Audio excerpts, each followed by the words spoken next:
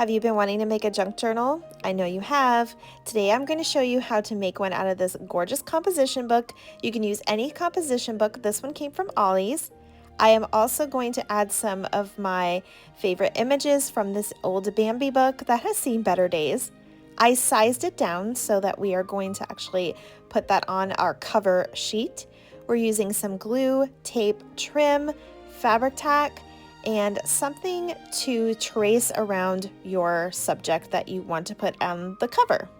So I am doing that right now. I just kind of photocopied and shrunk down this image from an adorable Bambi book that has seen better days. And what I did here was I just kind of placed it. Now I use this clear container so I can see where my cutoff is going to be, because I wanted to get Thumper and Bambi in on this one. And I will show you the trick on how I kind of hide the words later. I'm just going to use my pencil and trace it around, and then I'm going to cut out on the inside so I don't see my pencil mark. And there it is. This is in a circular form, and I'm going to put it on the very front of my book. I just used my glue stick to adhere the back of that to the actual book itself. You guys can use any type of glue though. I would recommend either the fabric tack or the glue stick. I want to go ahead and center it where I want it, and then once I have it where I want it, I'm going to actually add some trim to it in just a bit. So I did want to go ahead and cover up that square part that was at the top. So here I am lining it up, and it's really easy to just kind of adhere it down.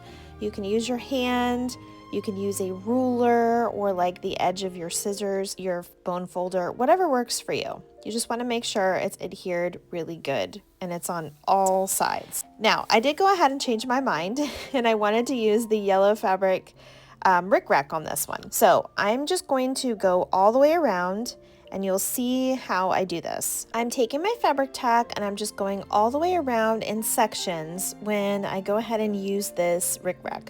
I am going to keep it on my longer string because it's harder to measure. If you are a great measurer, go ahead and measure this, but I'm not. So I'm just going to use it up and then cut it off at the very end. Now, right here, when I go to kind of bring it back in, I'm just folding it over one time.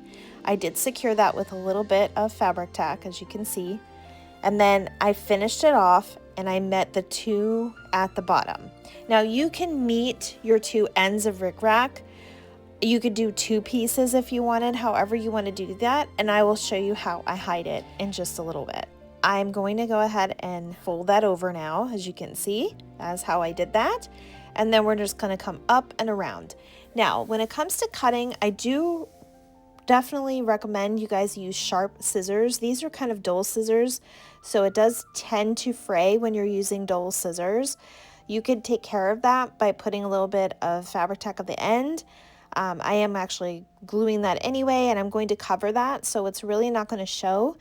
But if you guys want perfection, I know some of you do, it's okay. Use your scissors that are very sharp, that maybe have a smaller sharp edge. Now the next part is a little tedious, but I promise it'll go by fast. You are going to take your composition book, you're going to take it, open it up, you'll flip one page, and then on the next page, glue that page to the front page. Does that make sense? Now this is going to double up on your pages. So for example, this composition book I'm working on is an 80-page book. So I got about 39 to 40 pages to actually do my journaling on. It gives it a little bit of stronger hold for your layouts, especially if you're going to use cardboard and all different kinds of things from everywhere. It just holds it better than just one singular piece of paper. I've seen people do it 2 or 3 pages. 2 is just enough for me. So this part is personalizable. Now, the next part is also optional. It does give a nice little look on the inside of your journal, but it is a little tedious too. So I took 2 rolls of my favorite washi tape that I found at Hobby Lobby. I will say you will probably need 3. This is going to depend on what size book you use, if you use a storybook or composition book, how many pages there are. You need to factor all of that in, but I do recommend maybe 3 of your favorite rolls of washi tape. So all I'm doing is taking my washi tape and I am just boxing the outside of each of the pages that I've already glued together. As you can see, I did trim off the edges here. I kept the bottom part kind of square. That's fine. You could also, you don't have to do that part if you don't want. I just trimmed them. You could also use your corner rounder to trim them off to make them all look a little bit more uniformed. And again, this is all optional. You don't have to do it this way. You can use pieces of paper. You could use scraps. You don't even have to put a box end on them. I just like it this way because it kind of frames your artwork that you're going to do with your actual junking. So once I was done kind of putting all my washi tape down, I go in and I just kind of use a smaller scissor, recommend a smaller scissor, and you just kind of round them all off to make them uniform. After I filled the whole book with washi tape, I hid the words from the storybook with this little flower sticker. Now we're going to go back to our front cover. I decided I'm going to use this beautiful ribbon. This is found at Hobby Lobby. I'm going to choose the pink one today. So we are going to glue this little pink flower. Remember, you can trim this with anything you want, including patches. And we are putting it down where the 2 ends meet. That's a little frayed. I'm just going to glue it right on top.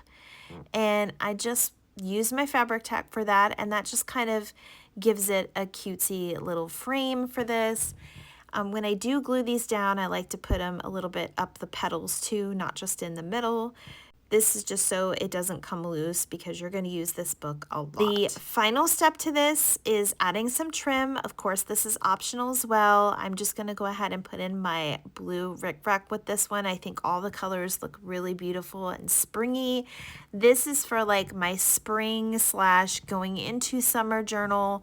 I'm really excited to use it. I hope this tutorial was really helpful for you guys. Make sure you like and follow for more. And thank you so much for watching.